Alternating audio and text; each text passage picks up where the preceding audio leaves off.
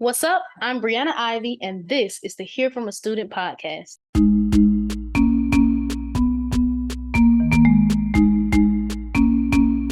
Hi, How are you doing today? I'm good. That's good to hear. Thank you for taking some time out of your day to spend with me. It's gonna be. That's no problem, Brianna. Don't do this. I have to. Yeah, I know. It's gonna be super easy, super chill. I know that you know the answers to these questions right off the top of your dome. Right. So, first question: what's your name? What did you study at Georgia Tech? Great question, Brianna. I love that you started there. My name's Aiyanna Lowery, and I studied economics and international affairs at the prestigious Georgia Institute of Technology from the years 2017 to 2021. And along with my bachelor's, I also got a minor. I also have a minor in international business, language, and culture. My language of choice was French. And throughout my time at Georgia Tech, I served several student organizations, including but not limited to Georgia Tech Model United Nations, Georgia Tech Infinite Harmony, and Acapella Group, the Student Advisory Board for the Ivan Allen College of Liberal Arts, and I was also a student ambassador for the Ivan Allen College of Liberal Arts as well. All of those things I did, poured my heart into, and I finally got out May 2021. Yes, congratulations on finally getting out after you took over the Ivan Allen College of Liberal Arts. LOL. I'm sure your Ew. name is We're all both over that out. place. We're both out now, so congratulations. Yes. Who would have thought? Never Not could me. made it. I had to take you there. I know you did. It's okay. I loved it. So you did all that stuff at Tech, but let's take me back. Oh, Before, I guess, deciding which happened first. You decided you wanted to come to Georgia Tech, or you decided you wanted to study econ? great question. Both of those things, no, actually, I lie. Okay. In the process of applying for Georgia Tech is when I decided I wanted to study economics. And as you're doing like the Common App or whatever, you scroll through all of the majors. At the time of applying for Georgia Tech, I was really undecided, right? I knew I didn't really want to do computer science or like engineering focused, but I also didn't just want to do like a regular liberal arts degree. So in scrolling through, I was like, this looks great. This economics and international affairs major that I didn't see in any other like college application. So for some of the other colleges I applied to, I applied, for a business degree or for a purely economics degree or for a purely like public policy or international relations degree or whatever. But with Georgia Tech, I was like, this is really interesting. I'll choose to do this. I like this. At the time, I was also taking my first economics course in high school, and I was like, this is fascinating. So all of those went into my decision to at least apply for the economics program. Excuse me. And then I like to tell my Georgia Tech like admission story because it's kind of funny and a little bit different. Because I didn't grow up in Georgia, so I had no idea what colleges were around and like what kind of reputation they had and stuff.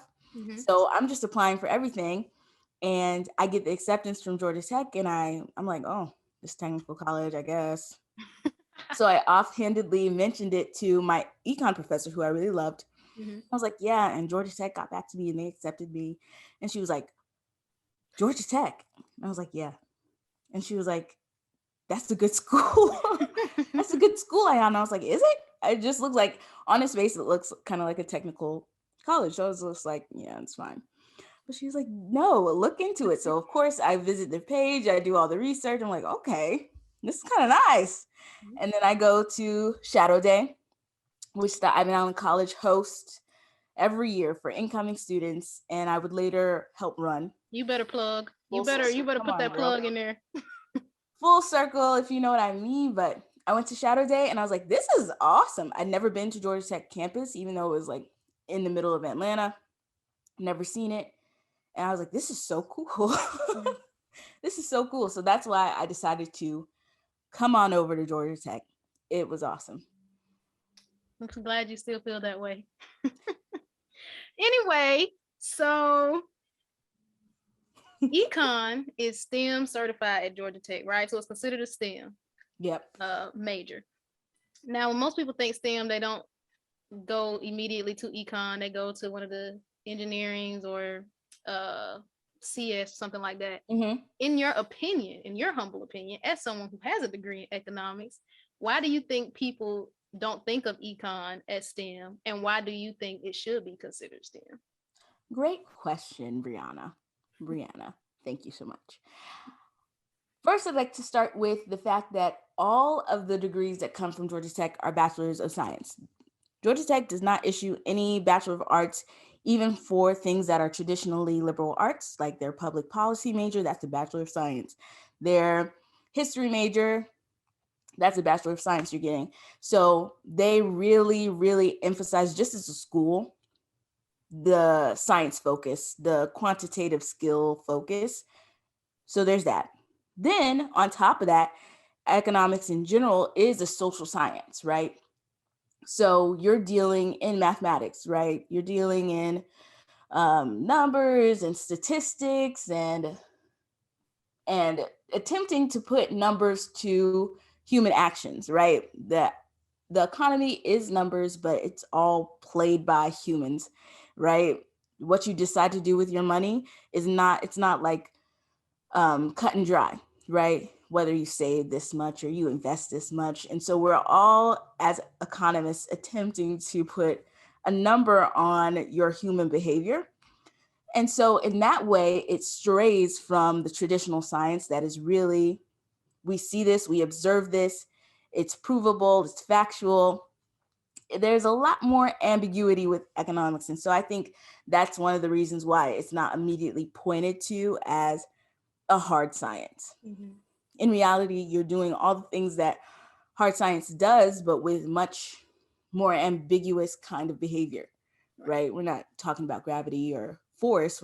We're saying Billy Bob has a 98% chance of saving his money this week or whatever, you know. Right. That's a simplification, but yeah, I think if you are required to do math, you should get some credit. That's fair enough. That is fair enough.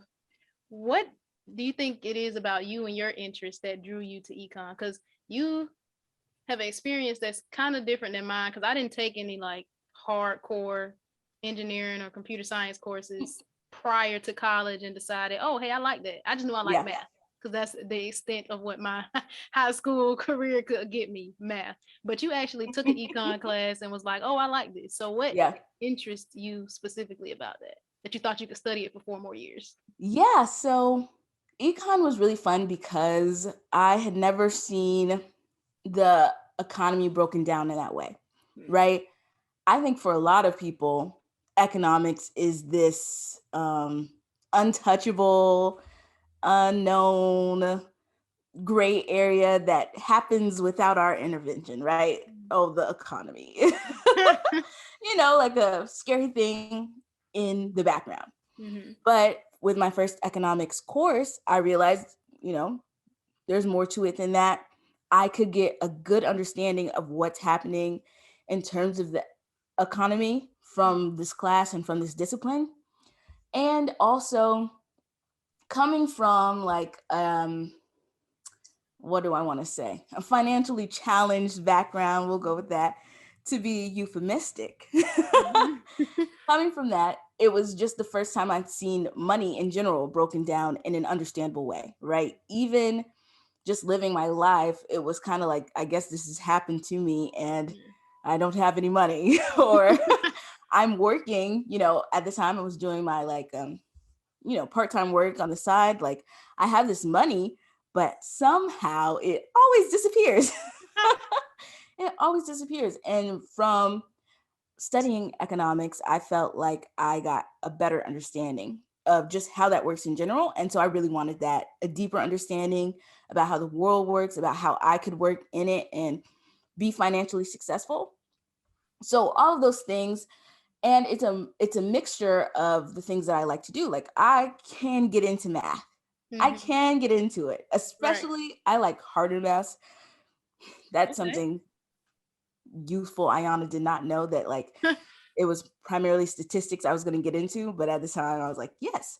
It was both math and then the humanistic side of it, like the behavioral side of it, like are you risk averse, or you know, are you going to spend all your money?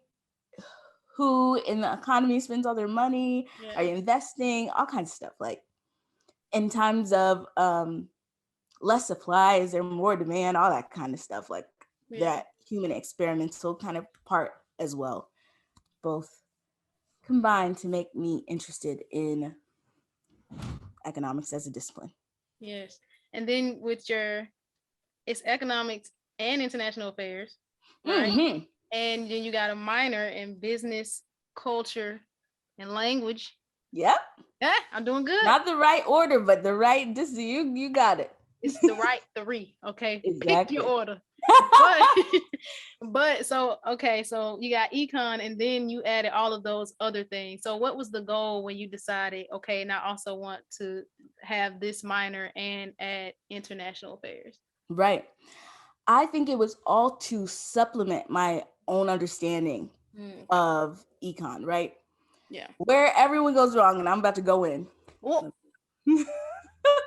Okay. The discipline of economics is primarily white and male and old and privileged, and I could go on. So in order to avoid that same kind of biased take on why people do what they do and the economy and the future of the economy and all that stuff, I think it's really important to broaden your perspective, everyone. Broaden your perspective. International affairs gives you some, global perspective on the global cultural, political things that are happening that affect not only your domestic economy, but like the global economy. I love learning about other people's cultures and languages and why they do what they do. Then business, gives you a more specific understanding of economics. Like economics, like I said, is really like wide, really wide and ambiguous, right? And so business kind of concentrates it all down into individual cases so that you can really apply it, like your understanding of economics. And then language, love language. I was already doing like French learning and stuff. Right. I would love to go abroad and learn more first person, in that way. But yeah, that's why I chose those specifically to kind of supplement my own understanding of economics. You kind of answered this next question, which was what did you enjoy most about studying econ?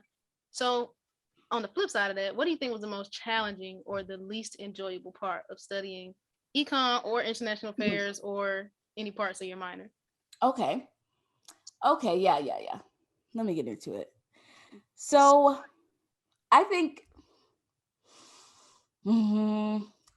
there's a couple things, right? There's the fact that economics is not very diverse, right? And even Georgia Tech, I think, as an institution, could stand to get more diverse. Right. So we're in these classes where we're talking about maybe poverty, and I might be the only person who has ever lived, ever experienced, who has ever lived, or we're talking about socialism and capitalism, and there are people who are like, capitalism is the only way, right? That's a second thing, right? Is that everything is really structured, strict. There's a way of understanding economics. There's a way of doing economics that is very Eurocentric, maybe. I'm searching for words. That's kind of Eurocentric. And so they're not teaching you to think outside of the box. This is something that I realized after the fact, right? Where when you start questioning the things that you have been traditionally taught in your classes, right? shout out to my economics and economics of environment class.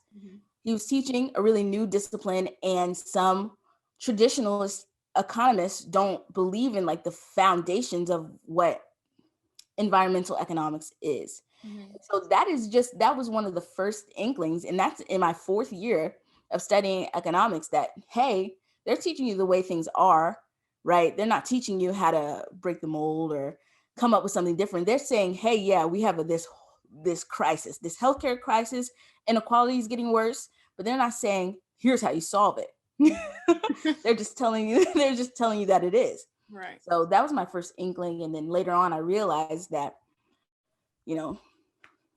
I'm going to get very revolutionary for a second. Power structures that exist right now are not invested in teaching you how to dismantle them. Oh my gosh. Right. Oh. So yeah, that's the second thing. And then the third thing is generally a Georgia Tech kind of thing, which is like, it's hard. Yeah. I can't tell you one thing about Georgia Tech that's not hard. Even finding something to eat is hard. It's hard. Just the environment. And like I've told Brianna several times that I think they purposefully, make it hard just to see if you can handle the heat. Luckily, we can. Yeah. We could. But do you feel prepared now? Like you're hunting to find the job of your choice, right? Oh, God.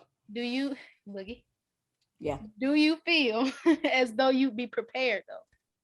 For the job of my choice? Yeah. Undoubtedly. Okay. That's the thing I need employers to know, right? Is that I might not know it right now, but I'll know it. Yes. Hold on. Yeah, I could learn, I could finesse anything. That's also a key skill. Yes. They don't tell you about that. Tech helped you with that? Yeah. Georgia Tech taught me how to finesse. Anyway, I could learn anything. I'm adaptable. It was always a fast-paced environment at Georgia Tech. There was never like a slow day. You were always doing something. So that kind of thing, quick on your feet, all these things that they don't put on paper that they want you to have, but they really do. Like, or that are essential. They want you to have it or you'll develop it. Right. So I don't doubt it. Yeah, I don't doubt it. Yeah. So you just listed off some, I don't know if we would call them soft skills, but some characteristics that a Georgia Tech student should have. Okay. As a Georgia Tech student that studied Econ, what are some skills that you think you've gained? And then I'll save the next part of my question. Oh, okay. Let's get into it. Or some of your favorite skills, because I'm pretty sure out of 4 years, you've gained a lot of skills. One of the first skills that I gained are organizational skills. Absolutely essential. I hadn't ever planned so hard in my life before I got to Georgia Tech. It's essential. And it's something you either have or you develop, because if you don't, then you're gonna fail. So yeah, that's a must have. Self-discipline too. There's no one after a certain amount of time, there's not going to be anyone who's like breathing down your neck like, you've got to get this done. It's got to be you breathing down your own neck. So that's an essential skill. Also, I've done my fair share of complaining about this, but teamwork and collaboration, they are heavy on that. They're heavy on it. Ooh, and I would be angry. Okay, angry. What do you mean 4 group projects in this semester? I can't take it. I hate every one of my peers. And if you just let me do it myself, I could do it by myself. But it's an essential skill. It is, because even if you're not working in teams at your job or in your career, you are collaborating with others regardless. And sometimes people are like bad people. It's horrible. It's a horrible thought to have, but sometimes it's really difficult to work with others. Sometimes it's difficult to work with yourself. So okay. So y'all to fix my life. Come on. we've all had those days where we're like, I'm not budging. You're right. I'm gonna be that person in the meeting who is gonna throw a wrench in these in these plans. I said it, now I gotta stand on it. That's it. This is the best idea that I've ever had, and so if you don't go with it, I'm gonna burn this to the ground. There are no ideas if it's not my idea. We've all had those times. So teamwork and collaboration, definite a must-have, and one that I really developed, not only in like classes, but in those extracurriculars that I was doing as well. That's cool. Do you have any, like, I guess, econ specific skills that you let me think. favorite? Like, because I've seen you when we're like having a conversation and you pull up an article and you'll like look at this graph and then you'll tell me everything that's wrong with it and why it's invalid and all this kind of stuff. I thought it was pretty cool. Has made me way judgmental. No, I'm just kidding. Yes, I think I developed a love for editing. Okay. And this is not necessarily econ. This is more international affairs, like editing papers, written stuff, all that. Econ has also made me search for the objectivity in different pieces of like media and propaganda. Yeah, economists love to think and really pride themselves on being objective. And so that is a skill that I learned because I'm a very emotional person. And so don't let me get a whiff of somebody being wronged or, something like that. So it's taught me to be more objective in terms of like situations, judging articles, propaganda, judging like who is writing this piece, who benefits from you reading this and thinking and agreeing with the statements made here. So I think that's also a good thing to have, a BS detector. Yes, that is a good thing to have. If you could pick a skill from any other major, what skill would it be?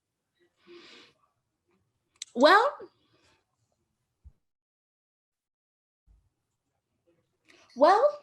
like a hard skill or like a soft skill?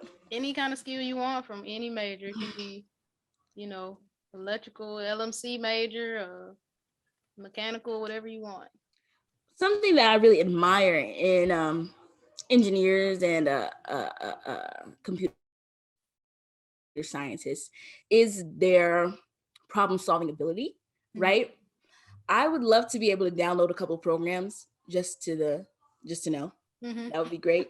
But more than that, I like knowing that stuff to then apply it, in a solution, right?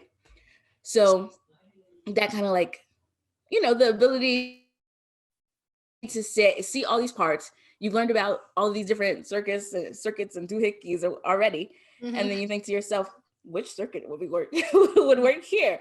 I like that kind of problem solving ability as well. I would choose that one.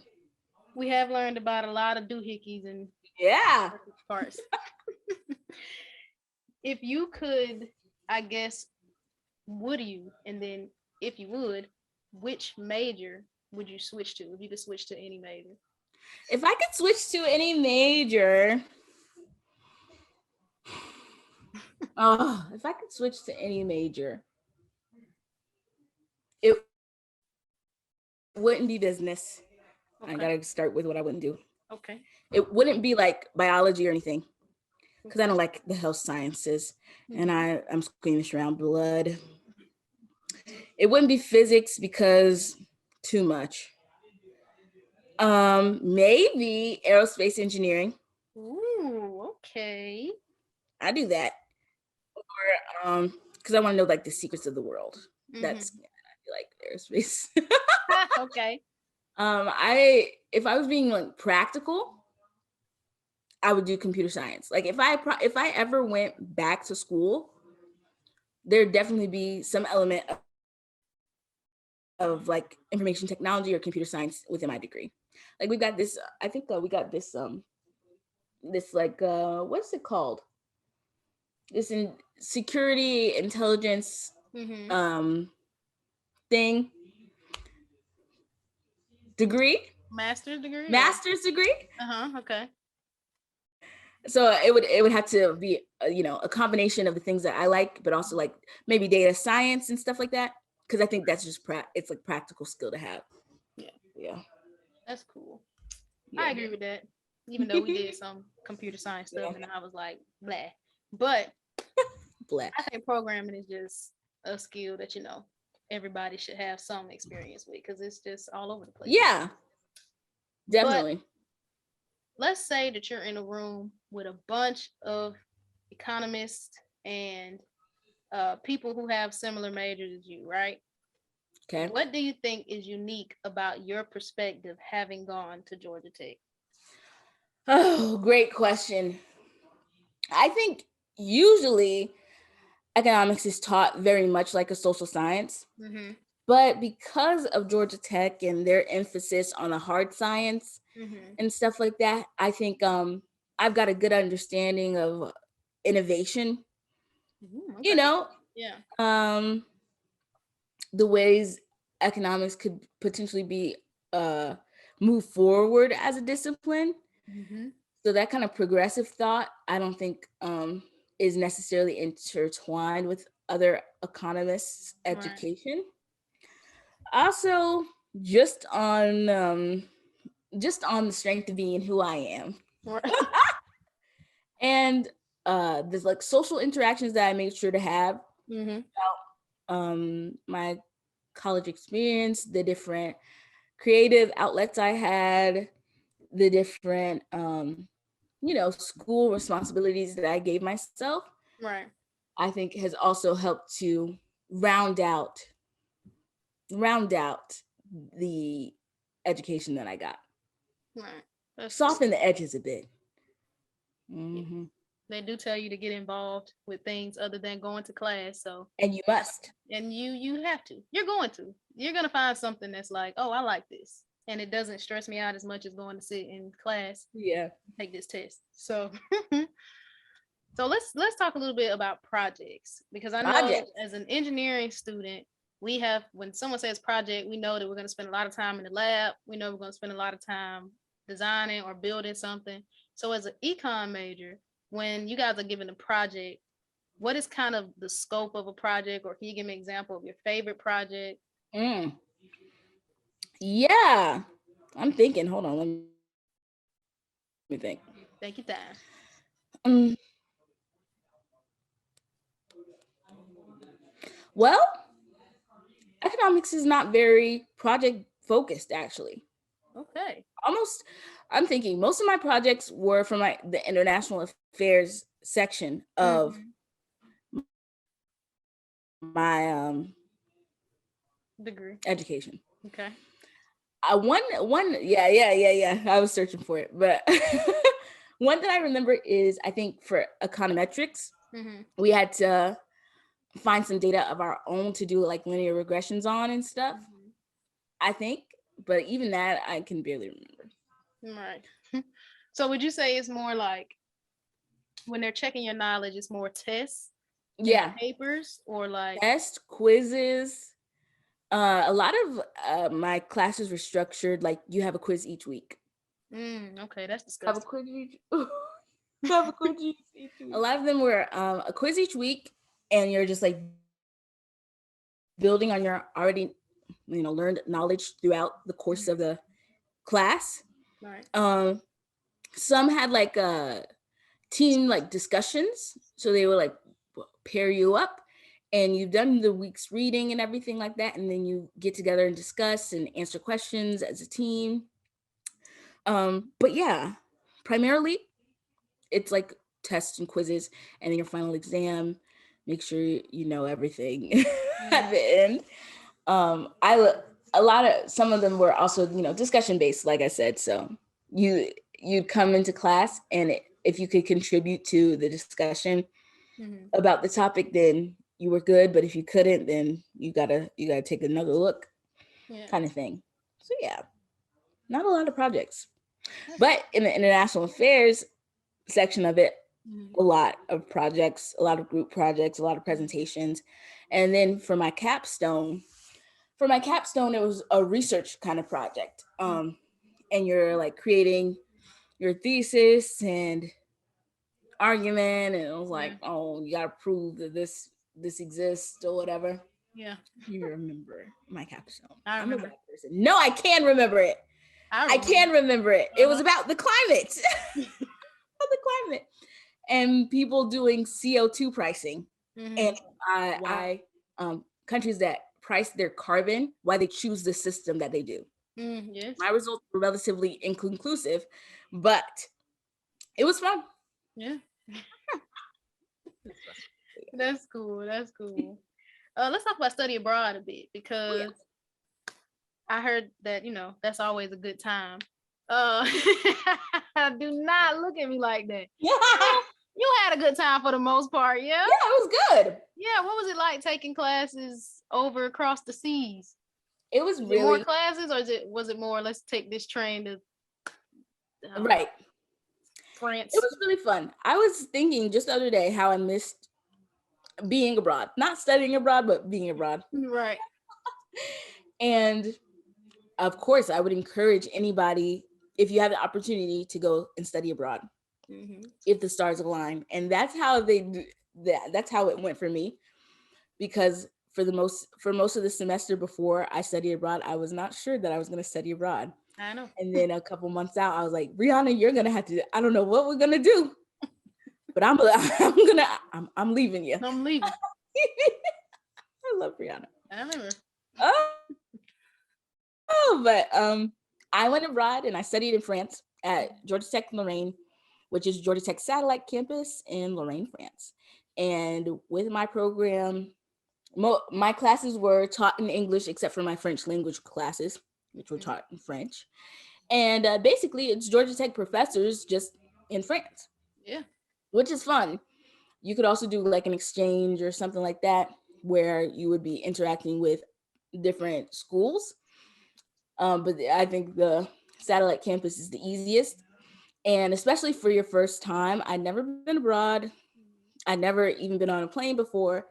Going abroad, we're living, okay? So, yes, jet setter. I went abroad for the whole spring semester. And yeah, I took about 4 classes. It's important to pad your GPA when you're abroad, especially if you're doing it somewhat easily. Like, the people at Georgia Tech Lorraine were very aware that we were all abroad. So we had like 4-day weeks, 3-day weekends. Our spring break was like 10 days. Wow. And yeah, they were very like accommodating in that way. So I felt that it was really easy to pad my GPA and just get all A's and get that 4.0 semester. Hey, come on. Listen, very gotta important. do it. Very important. So yeah, and it's kind of like college times 2. I don't know. Like when you go to college, you're like, I'm on my own. Yeah. I'm trying so hard, take care of myself, feed myself. Yeah. But when you're studying abroad, it's like that another time. Like now I'm even displaced from college, which I've gotten to know a little bit, and I'm completely on my own, really feeding myself, because there wasn't like a dining hall abroad or anything like that. So I'm really going to the grocery store every week to make sure I'm fed. Yeah. I'm planning all my trips myself, budgeting my money myself. So there's a lot of room for like growth and personal growth and stuff like that. And then the traveling is out of this world. Gain some perspective, ladies and gentlemen. I think once you leave your home country, you start realizing maybe it's not that great. Maybe you start deprogramming, reconsidering some of the popularly held beliefs about your home country. Okay. And you're like, this train runs beautifully. This city's public transport is timely and effective and clean. Oh, wow. What a thought. So it was really fun to study abroad. That's good. I'm glad you had a good time. I already knew you had a good time. Anyway, so prior to being a student at Georgia Tech and studying Econ and international affairs and all the other many things that you studied, did you have any expectations of what that would be like and what being a student at Georgia Tech would be like? And then when you were actually a student, did you realize that you had any misconceptions about your major choice or being a student here or there? Great question, Brianna. Hold on. Great question, Brianna. um, I did not have that many expectations about college.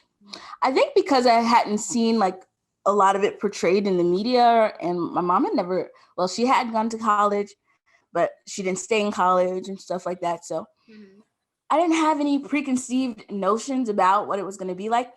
I did, however, experience some doubts about my major, especially in that first year. Yeah. You know, everyone else at Georgia Tech, it seemed like everyone else at Georgia Tech was doing an engineering degree or a computer science degree, and I'm thinking to myself, oh my God. Yeah. Did you not get the memo? Like, but also in that first year, I was really enjoying my classes. And so that kind of reassured me. And I got exposed to a couple different alumni across the college who was like, okay, they're fine. Right. My worry was never that I wasn't going to enjoy my economics degree. It was more like, is this practical? Am I going to be able to live a good life after? How do you feel about that now? I think it's still possible for me to live a good life. I also think, things that you don't realize are propaganda until the end of it. It's, it's advertised as being really easy to transition, but you don't know what you don't know until you realize you don't know it. Right. And it's there. There's a different reality for you based on your demographic kind of thing. Yeah. Like the things that a lot of Georgia Tech people are exposed to about careers and about what to do after college, the real purpose of your college education. A lot of that you just have to know, or you have to have been taught, and you don't realize you haven't been taught until after the fact. So yeah, I only doubted my major in the first year, and because I didn't really have any preconceived notion of college, I was always thinking about it in comparison to like high school. And so I was always like, I think this is fine. Right. Like it sucks because it sucks. Also, I guess college just sucks. Sometimes it does. Sometimes it's okay. It just depends on the day. Day of the week of the month, the whole thing. It's so funny because after you leave, you're like, you don't have PTSD from going to college? You're like, no, college is fine. College is fun. I actually want to ask you about something that is not on this card, but I kind of heard you talk about before, and as an incoming student, someone that wanted to be a part of the Ivan Allen College, they might want to know a little bit about this. But you had mentioned before how you feel like Georgia Tech maybe allocates its resources more heavily towards the engineerings and the computer sciences. So how do you think, if at all, that affected your experience as a student in that college? And do you think that there is anything else that compensated for maybe areas that you feel like Georgia Tech didn't pay enough attention to you guys specifically? What a great question. And I'm going to pick up my mic for this one. Okay. That is a great question. First, let me explain what I mean by diverted resources, right? Georgia Tech is, I don't have the numbers. Hold on, there's an airplane. Okay, take your time. Yeah, very insightful question. So what I mean by that is that you can tell, like financially, career-wise, there are structures in place to help engineers and computer scientists get their job after graduating. There's academic resources specifically tailored to them in their first couple of courses, like their first semesters of courses. When you think about like tutoring and academic help and academic planning. And of course, a lot of that can be explained by the fact that numbers wise, they dominate Georgia Tech's admissions, right? Fair. Fine. Now, when you think about the Ivan Allen College of Liberal Arts, there are a lot less academic resources specifically tailored to them. And then when you think about career-wise and career resources, that too has almost all been internalized by the Ivan Allen College of Liberal Arts itself, and not necessarily Georgia Tech, right? So I did notice a disparity, and I think during my time at Georgia Tech, there wasn't a career advisor for Ivan Allen College of Liberal Arts. We had to go to the general one. There is GT 1000, but careers are only a small portion of that, and then also that's in your first year, so you're not gonna like just retain all of that information. Later on, after a couple years of campaigning and everything like that, we did get a career advisor. Thank the Lord. And I think employment outcomes are going to go up based on, investment of resources to the Ivan Allen College of Liberal Arts. Something that I think not necessarily made up for it, but like at the same time, engineers had numbers and resources. We were a really small college and we had each other, right? So it's very internal. There's tons of student organizations within the Ivan Allen College of Liberal Arts. You like to joke around that I was the president of the IAC, but that was only possible, and I was only able to know as many people as I did know because we're a small college and we like to keep close and we like to socialize with each other, hang out with each other, share experiences with each other. So that kind of helped to offset the effect of not having an official career advisor, because alumni would come back and be like, this is what I did. This is what I did. This is what you can do. I've got this connection here. Our alumni events were really big. Seniors would mentor incoming students and stuff like that. We had several mentorship programs going while I was there. So though it's kind of a give and take. You have more numbers, but there's probably a lack of personalization. And we have less numbers and there's like a lack of resources, but also we use each other as resources. I think you guys did good. You guys had a lot of events, and also, even though your school was small, you still invited like all the other people. Because I was at those events, maybe just because I knew you, but there were other people there. That was like I was in engineering classes with. So you guys were small, but you didn't, and you might have felt excluded, but you didn't exclude other people. Right. This is a fun stat. A nice stat. A nice stat is that even though we were a small portion of the college, we took up like 80-90% of leadership positions throughout Georgia Tech. So in these different student organizations, they were primarily started and ran by Ivan Allen College students. The SGA dominated by Ivan Allen College students. I think the SGA president and vice MVP have either both been IAC or one or the other has been IAC for a long time now. So with you guys running the place. 2 questions left. These are kind of fun questions. Oh, fun. This question is, with your knowledge as a Georgia Tech graduate that studied Econ, international affairs, all the things, is there any character that you think you can replace in a fictional world in which this world does not fall apart?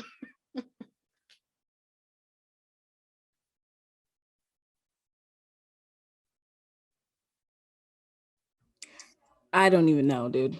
You don't know? Would I be imbued with the same powers that they had? Yeah, you replace. Yeah, I'll let you have that. So like, if I replaced, you know who I'm gonna replace? Who are you gonna replace? Tony Stark. Who? Tony Stark. Oh my God.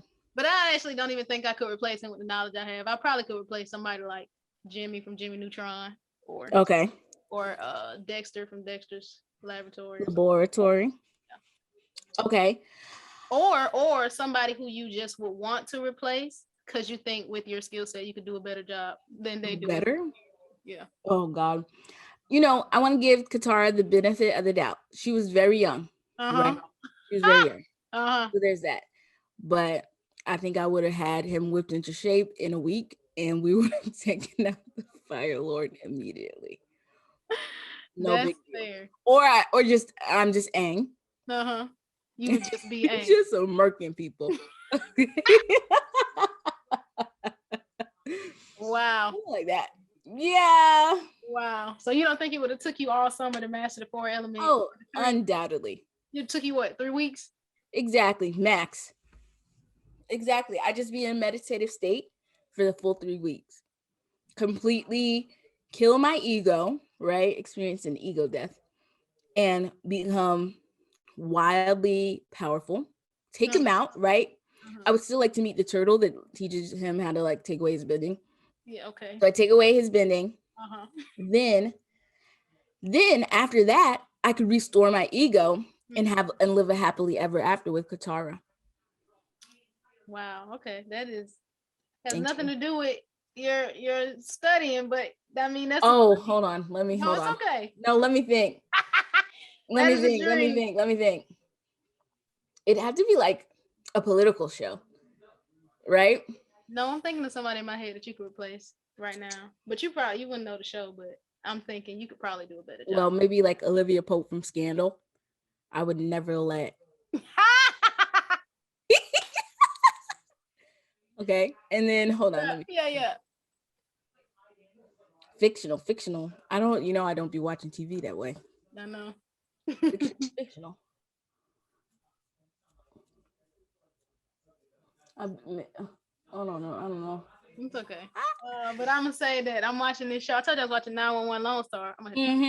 But one of my firehouse, the 126 got closed down because the budget. Now it's like I'm just thinking like if Boogie was here, she could go through this and tell everybody how they stupid and how we can save the 126 and how there is enough money in this budget for us to get the 126 back. Yep. Anyway, okay. Let's say that you are the founder of this utopian society. How would you implement a structure to keep everyone from running amok? Very broad question. Right. But you know all the things. I've been talking about this. We'll have to cover this later. But I've been discussing this because just because. And first of all, I think I would go for socialism. Okay. Individuals collectively own firms, companies, yada yada. Yeah. Right. And it's important to do the thought work. Right. Okay. You know what I'm saying? Because when socialism and communism were first being thought of, we're thinking factories. We're thinking people are going into these factories and doing hard labor, right? But today's economy is much different. Right. So I would have to brainstorm more, and trust me, I'm on it. But how to, like, these big corporations, Google, how to make Google owned by the collective. Do you understand?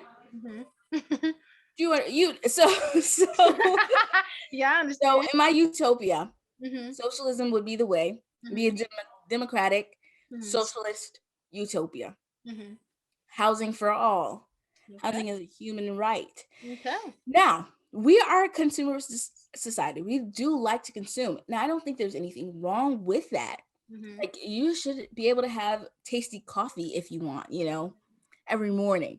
So the goal of my utopian society would we would maintain a level of consumerism alongside this socialist democratic kind of thing.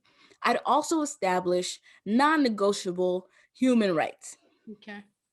Rights to autonomy over your own body. Right. I'd also reform the criminal justice system, and so that it was rehabilitory instead of punitive. Aiyanna for president.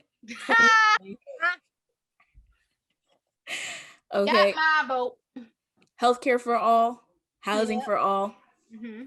Okay, I'd attempt to lessen economic inequality by taxing the rich. Okay. Because inequality in and of itself is not a negative thing. But what we're experiencing today, in today's world, is astronomical inequality. Right. Unethical inequality. And so I would Right. That is that inequality.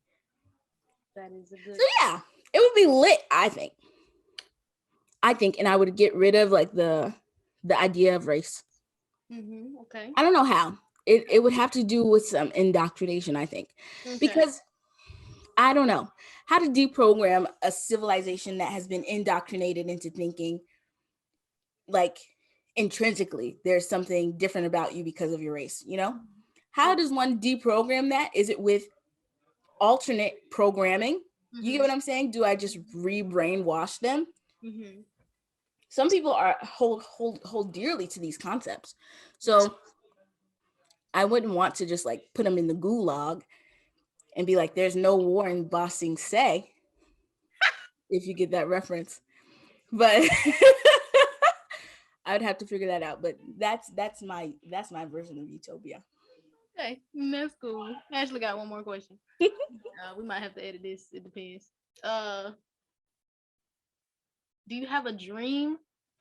Maybe not even just a dream job, but a dream, something that you hope you can accomplish with your degree. Yes, I do have a dream. I have a dream. I want to start over. Yes, I do have a great question. Even in pursuing my economics degree, the ultimate goal was to and is to provide myself and my family with a good standard of living. That is my primary goal.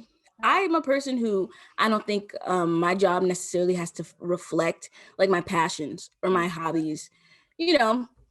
So there's that. But also, after graduating and living in the world and stuff like that, I do feel compelled to attempt to reform our society as it is today. I do feel compelled in that way. And so I don't necessarily think that will align with my career, but I do think my education has given me some of the strategic thinking necessary, some of the background knowledge necessary to enact real, real change, you know? So that is my goal right now. My goal right now, of course, is to be employed and then be able to like live, right? Because I don't think that you can give yourself to any kind of like meaningful change when your base needs aren't taken care of. So that is the first goal. But then after that, I really want to start some of the thought work necessary to think beyond our system right now that I don't think is working well. And that I feel a lot of people are complacent about, to start doing that work that says, like, let's imagine further, let's imagine differently.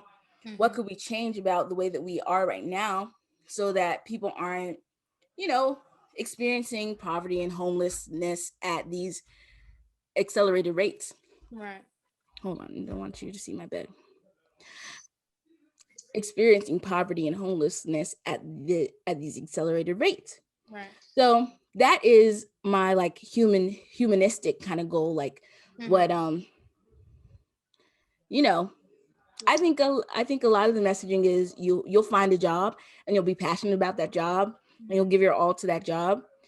And I have done I've done a separation of those two concepts. I'm gonna have my job and that'll keep me being able to be passionate about making real live change in the world. Yeah. I think that's an interesting viewpoint. Yeah, dude. Okay. How would you sum up your experience at Georgia Tech? I would sum up my experience at Georgia Tech as a net positive. It's a close one. It's on another day, on another in another year or so, you might find me saying something different. For right now, it's a net positive, and I say that because I did learn. I did learn a ton of things, absorb a ton of knowledge, meet a ton of great people, Sometimes it wasn't awesome, just in terms of like the experience, Mm-hmm. but I think there was and there is value there. Mm-hmm. And the reason I think a lot of people are disillusioned with college, and the college is a scam feeling resounds is because they advertise it as something that it's not. It's still a value, but it's not a value the way that they might make you believe, right? They're not going to give you the key to the kingdom at college, but they're going to give you some tools that are really important. So I would sum up my Georgia Tech experience as like a roller coaster of positives and negatives. And we left off at a very good at a very good point. And I got off the ride and I said, that wasn't that bad. So yeah. In 30 seconds or less, what would you say to an incoming student that was on the fence about studying economics and international affairs? About studying economics And international affairs. Okay. I would tell them, first of all, you can change it anytime. Second of all, I would say this degree gives you important perspective that I think you lack coming out of high school. Real world perspective. It talks to you about real world experiences, even if you haven't lived them yourselves.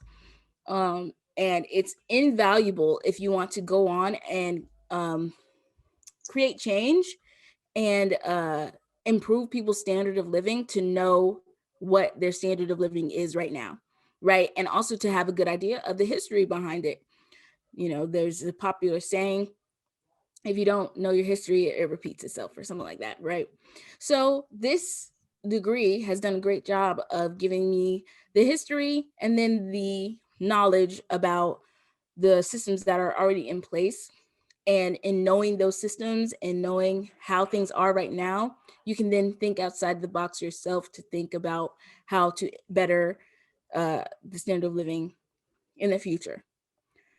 So yeah, if you like a challenge, if you like adventure, if you like to think about progress and stuff like that, then this is the degree for you. Thank you so much for taking the time to spend with me today. I really appreciate it.